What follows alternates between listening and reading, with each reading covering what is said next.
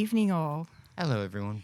We've just come back from the cinemas and we decided we had to record this one straight away because, what a movie. We just saw The Wolfman.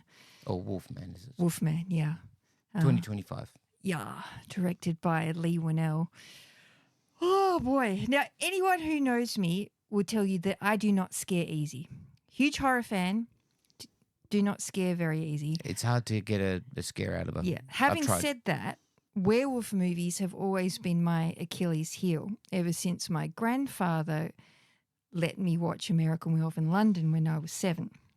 So I had a bit of an Achilles heel with werewolf movies, and that movie in particular kind of grew out of it as I got older. This movie, though, oh my Lord, stick a fork in me. I am done. I am never going to sleep again. Yep. She was flinching. She was nervous. I actually jumped. And she jumped. I never jump. She never also jumps. a thing people tell you about me. I do not jump She in doesn't scary scare movies. easy. No, it doesn't scare easy at all. No. And she jumped I did. about a foot. I did. I jumped out of my seat. Yes. This great. movie was incredible. Yes. I have a very similar history with American Werewolf in London.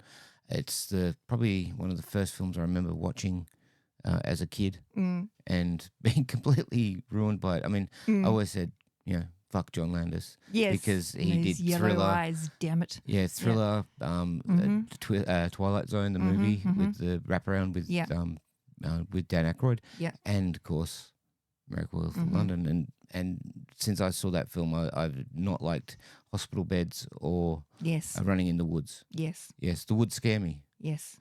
And It would scare me too. And this film, which was shot in Ireland, which I did not know until the end credits. There's a lot of woods. There's a lot of woods. A lot of woods. Beautiful. Absolutely gorgeous. We were hoping this was going to be a good movie based on the trailer. I actually had my doubts because I hate trailers, and I had to see this trailer because I was very worried because werewolves are my favorite creature. And it's very hard to get it right, to actually make a decent werewolf movie. There's only probably about 3 or 4? 3 or 4 out of a long list that are especially that that are one good. From the end of last year, but we won't mention. Boy. Please don't mention it. But Wolfman is going right to the top of the list. This movie, you can tell that it's going to be full of tension in the opening frames. The sound design is absolutely incredible. Every creak, every tree branch, every snap of a twig. Yeah, every sound you hear, and it's dialed up to 11, and you can hear it from the opening reel of the movie. It's something you're in for a ride. Something I've never actually heard in the cinema is the sound being just as important as the picture. Yeah. Because most films forget about sound, which that pisses me off quite literally. Yeah. And I was just so appreciative of this. Yeah, this we movie. won't spoil it, but that sound does play a very, very important role in this movie. And the crux of this movie, again, like Invisible Man was about domestic violence, this film is about communication and a lack of communication between a husband and wife. The movie starts off with a father and son who live in a house out in these woods in Oregon, and the very militant style father. He's very angry. He's very obsessed with safety. But there's a reason. There's a good reason for that. We won't spoil what happens in the opening 10 minutes of the movie, but we have an opening scene. Amazing. And we flick forward to 30 years later, where the little boy at the beginning of the movie, Blake, has grown up and he's got a family of his own. And his marriage isn't going too well. He's incredibly close to his daughter. She's reaching sort of prepubescent age, and she's starting to get a bit sassy and rolling her eyes at him. Yeah, and he's having to fight some internal demons from his own upbringing in regards to parenting her.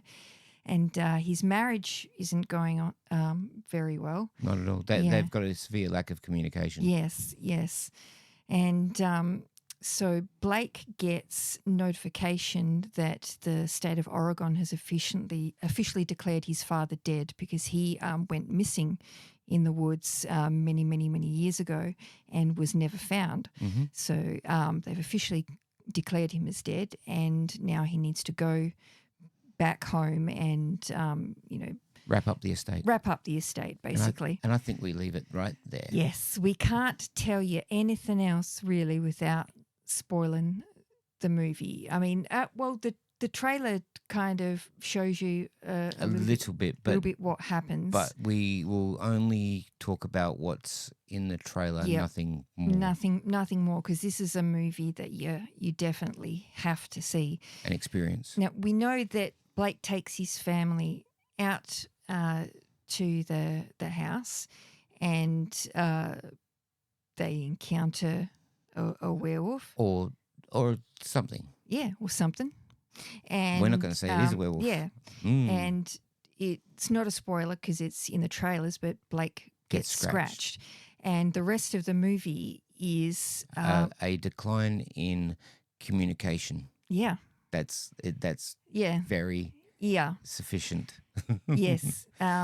She likes spoiling things, and I hate spoiling things. You really can't say anything else without spoiling the movie. But this is a kind of a slow burn. It's a cinema film. Yeah, but it's a film that A24 wants to be. Yeah, and a film that Nosferatu wanted to be. Yeah, this is definitely the film that Nosferatu wanted to be.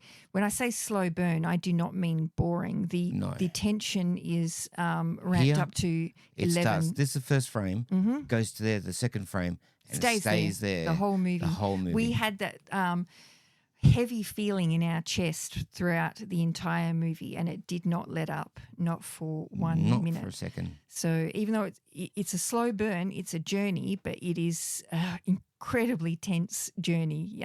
You'll need a nap and a beverage after you're done with this movie. And a good shit. Leigh Whannell's trademark camera work is all over this, and that man knows how to use negative space. Yes, he does. He is.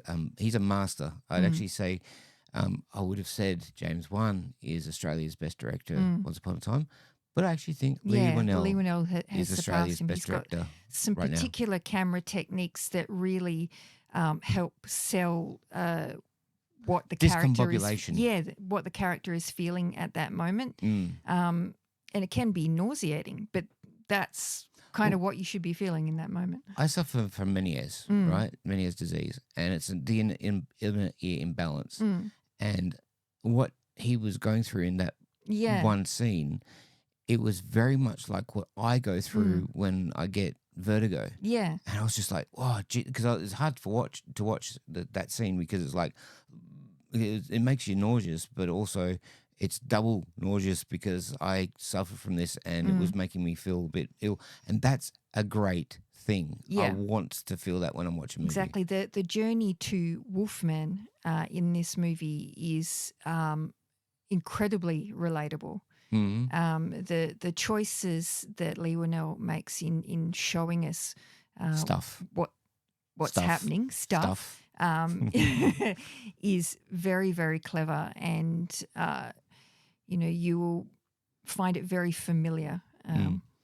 And there is homages to other films, and there's the sound of the wolf, the werewolf. Oh my lord! It was. Again, the sound design is just amazing. See this at a really good cinema, or if you wait until home theater, home release. Watch this in the greatest sound you possibly can find. Yep. Because it is. Would highly recommend paying to see it on the big screen because it's worth it. Guys. Sound design will make you shit your pants. And it's freaking upsetting that it got dumped in January. Yeah, this where all the films they don't have any confidence in gets dumped. It's this should have been October. Ludicrous. This movie is so good. It should have been the tentpole Halloween. Offering, and it wasn't. I do not know why. Maybe they had to do reshoots and stuff, or maybe they had to delay it for editing purposes, or maybe because of the writer's strike. Who knows? But please please go and see this movie. If Run you to the cinema. enjoyed The Invisible Man, you will love this. Yes.